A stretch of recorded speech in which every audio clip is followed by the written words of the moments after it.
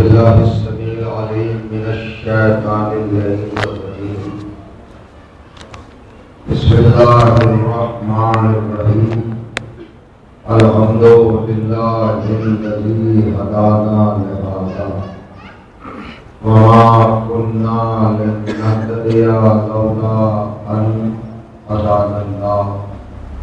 لقد جاءت رسل ربنا بالحق.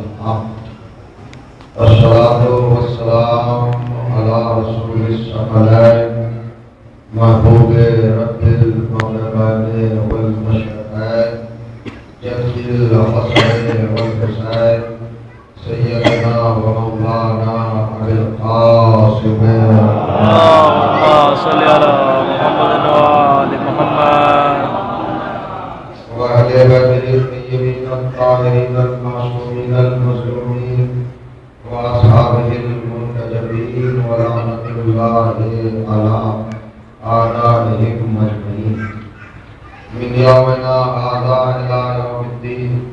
أما بعد فقد قال سبحانه وتعالى بسم الله الرحمن الرحيم. أم يحسدون الناس على ما آتاهم الله من فضله. صلوات اللهم صل على محمد وآل محمد. بزرگان عزیز اور برادران ایمان، عاشقان سرکار وفا حضرت ابوالفضل عباس علیہ الصلوۃ والسلام، اللهم صل على محمد وآل محمد. الحمدللہ مجھے فخر بھی محسوس ہو رہا ہے اور مسرت بھی کہ میں آپ کی پاکیزہ سماعتوں کی بارگاہ میں جناب سرکار وفا کے حوالے سے کچھ اپنے افکار کا نظرانہ لے کر حاضری کا شرف حاصل کر رہا ہوں. آج شب ولادت سرکار وفا ہے. آپ نے مسلسل نظم کے تعلق سے حضور اقدس کے فضائل، محامد، صفات، کمالات اور مدارج و مراتب سماعت فرمائے. اب میں آپ کی خدمت میں نثر کا تحفہ لے کر حاضر ہوا ہوں.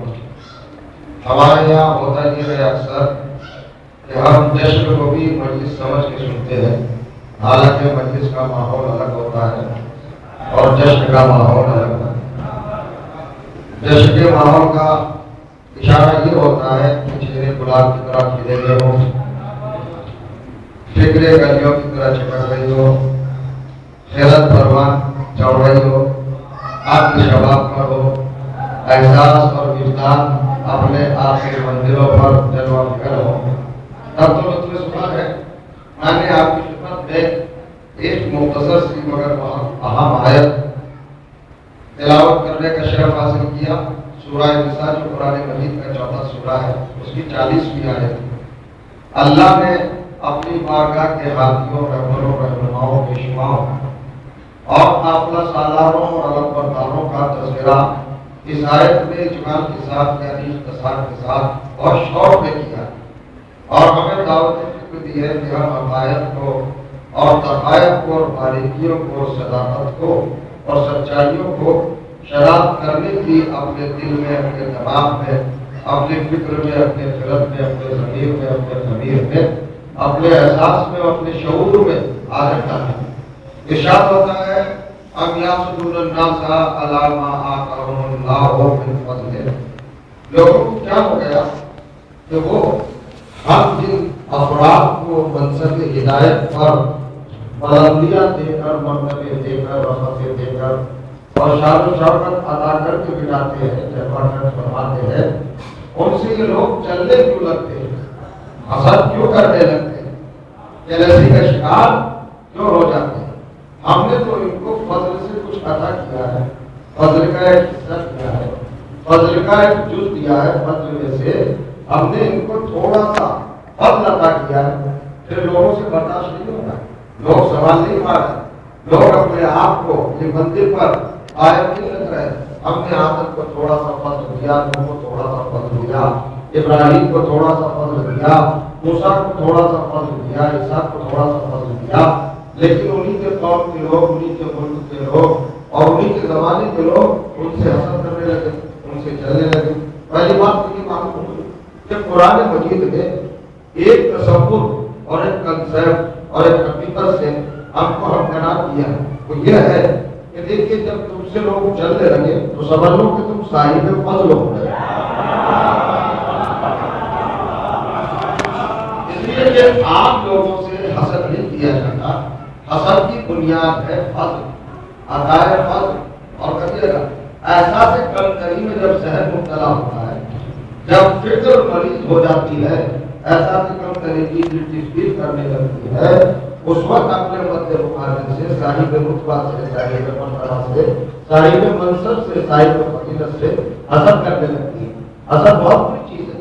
حسد کو اللہ نے ایک بیماری کہا، ایک مرض کہا ہے، ایک تعاون کہا ہے، ایک اجازت کہا ہے، ایک بلا. قرآن مجید نے اس حسد کی بڑی مذمت کی ہے. حسد کے مقابلے پر ایک چیز اور بھی ہے جس کو رشک کہتے ہیں. رشک کی مدد کی ہے. رشک کے اندر اللہ نے جو کیف رکھا ہے، جو شیرینی رکھی ہے، جو رس رکھا ہے، وہی ہے. آپ ایک مثال دے دیں. ایک لفظ میں میرے پاس وقت بہت زیادہ نہیں ہے، مجھے محدود وقت میں بہت ساری باتیں آپ کے ذہنوں تک پہنچانا ہے. لیکن ایک چیز ہے حسد اور ایک چیز ہے رشک. حسد اور رشک میں فرق کیا ہے؟ ایک بہت خوبصورت نوجوان ہے، سب بہت ہی اچھا چہرے موڑے کا آپ کی طرف کھینچ رہا ہے، اس کے اندر انتظار میں جذبہ ہے اور وہ بہت ہی بلند ہے، بہت ہی خوبصورت ہے، بڑا حسین ہے، بڑا پیارا ہے. علم بھی ہے، کردار بھی ہے، اخلاق بھی ہے، سبھی کچھ ہے اس کے اندر. ایٹیکیٹ بھی اچھے ہیں، سب کچھ ہے، رکھ رکھاؤ بھی ہے. اگر ان کا کپڑے بھی پہنے ہوئے اور پتہ نہیں قیامت کے کپڑے ظالم کیا چھاٹ کے لایا ہے، لکھنؤ سے بالکل چکن کا کرتا اور بہترین پیجامہ اور پیر کے لگا کر یہ گلیاں مہک رہی ہے، کوچے مہک رہے، معطر ہو رہا ہے اور وہ چلا رہا ہے اور لوگ دیکھ رہے ہیں اس کی خوبصورتی کو، اس کے حسن کو، اس کے جمال کو، اس کی وضاحت کو، اس کے رکھ رکھاؤ کو اور اس کے اخلاق کو اور اس کی رفتار و گفتار کو، حرکات و سکانات کو دیکھ رہے ہیں. بہت سارے خوش بھی ہو رہے ہیں. لیکن ایک کنارے بیٹھا ہوا جل رہا ہے. وہ جیسے قریب کے گزرا نالی کے اندر اس نے اپنا ہاتھ ڈالا اور مٹھی کیچڑ سے بھری اور اس کے کپڑوں میں مار ڈالا. دیکھا آپ نے؟ جب میرے پاس ایسے نہیں ہے تو یہ نوجوان کو بندے ہوئے. اس چیز کا نام ہے حسد. توجہ چاہ رہا ہوں. یہ صفت کیا ہے؟ یہ صفت حسد کہلاتی ہے. یہ کام حسد کہلاتا ہے. لیکن اسی کے مقابلے پر ایک رشک ہے کہ دوسرے نے اسی کو آپ نے دیکھا تو غور مسلح میں آ گیا اور آنے کے بعد دور کا نماز پڑھی اور ایک دیگر ہاتھ بلند کر دیے، پروردگار جیسا تو نے اس نوجوان کو نوازا ہے ویسا ہی مجھے بھی عطا کر. یہ رشک ہے.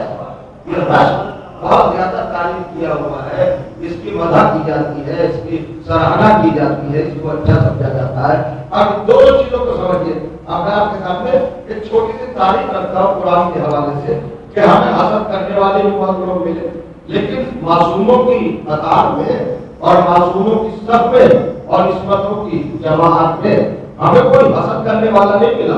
ایک رشک کرنے والا تو ملا.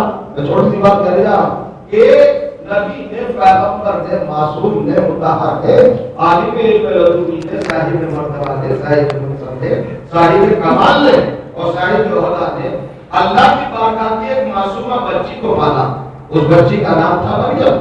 جب اس کو پالتے پالتے ایک منزل پر پہنچایا اور احتیاط کا تقاضا یہ تھا کہ اس کو ایک بند حجرے میں پالا، بیت المقدس کے حجرے میں پالا، ایک محراب میں پالا، تالا لگایا، لاک کیا، کمرے کو محفوظ کیا، سیکیور کیا اور چلے گئے عبادت کے لیے. لیکن جب آتے تھے خبر گیری کے لیے، دیکھنے کے لیے حضرت مریم کو جیسی لاک کھولتے تھے، تالا کھولتے تھے تو قرآن مجید کہتا ہے تیسرا سورہ سورہ آل عمران اور 35ویں آیت کلما دخل زکریا علیہ المحراب وجد عندها رزقا قال ان لك هذا قالت هو من عند الله ان الله يرزق من يشاء بغیر حساب.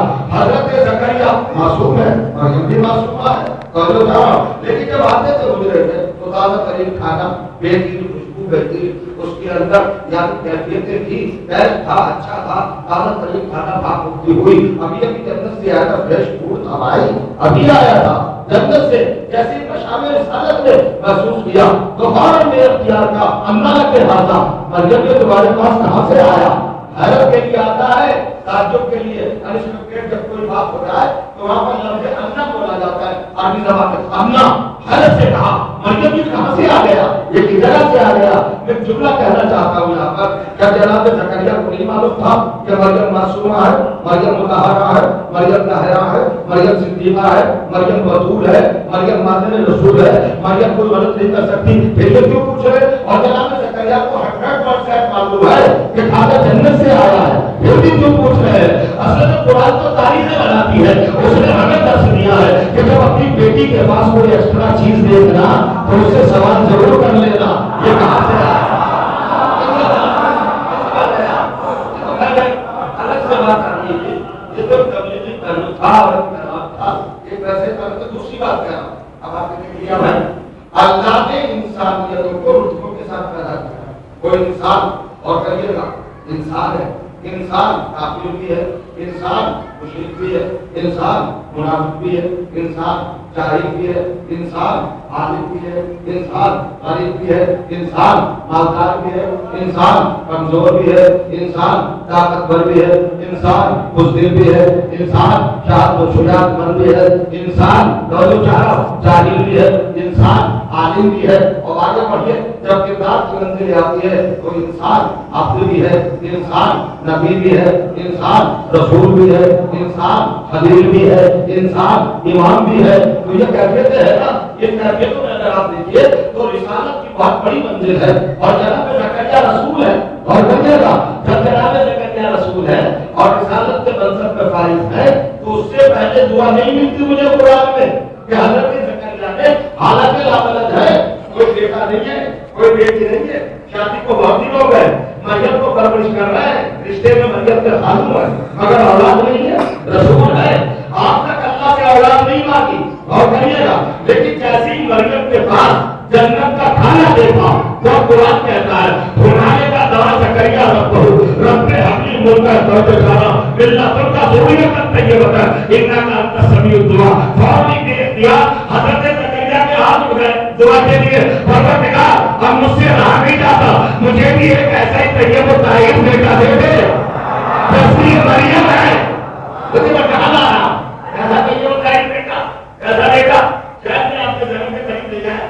اگر آ گیا تو آپ فیصلہ دکھے گا بے رسول ہے، نبی ہے، معصوم ہے، مطہر ہے، مقرب ہے، علی بے لدنی ہے، بے عیب ہے، بے داغ ہے، بے نقص ہے. اس کے اندر کوئی خامی کوئی کمی تو نہیں ہے نا. کردار کی بہترین تصویر حضرت زکریا، مگر ان کے بلندیوں پر جانے کے بعد بھی ایک کیفیت دیکھی، ایک پہلو کہ مریم کے بعد جنت کا کھانا دیکھ لیا تو فوراً دیکھ لیا اللہ کی بارگاہ میں اپلیکیشن لگا دی کہ مجھے بھی ایک بیٹا دے دے اور ایسا ہی بیٹا دے جیسے یہ مریم ہے. یعنی اتنے بڑے کردار کے نظر میں بھی جنت سے کھانا آنا بہت بڑا مرتبہ ہے اور جو کھانا بہت بڑا ہوا ہے. اگر جملہ کہا چشمے میں بیٹھے ہیں، اگر بیٹھے تو سنیے ارے زکریا غنیمت جانو کہ تم مریم کے دور میں ہو، فاطمہ کے زمانے میں نہیں ہو.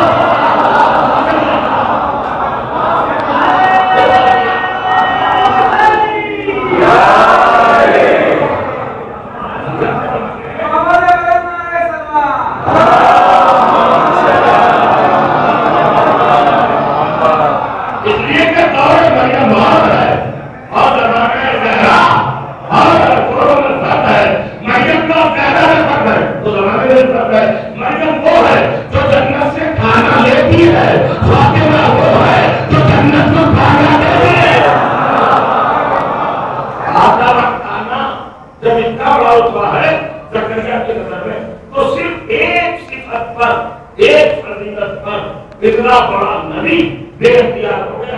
یہ میں قرآن پڑھ رہا ہوں، فوائد نہیں، حدیث نہیں، یہ میں کوئی فطرہ نہیں دے رہا ہوں آپ کو. قرآن مجید کی آیت ہے کہ حضرت مریم کے پاس رکھا ہوا کھانا تازہ ترین جو جنت سے آیا تھا وہ اتنا کھانا جناب زکریا علیہ السلام کو کہ اللہ سے فوراً دعا کر لی ایک بیٹا مجھے بھی دے دے. تو کھا نہیں نا بیٹا تو اس لیے مانگا جہاں یہ بات ہے کہ بیٹا مانگا میں سیرت اور بھی قائم ہو گئی. اور جو کہا کہ عصمت اور جو بھی طہارت جب بھی اللہ سے بیٹا مانگے رتبے کے لیے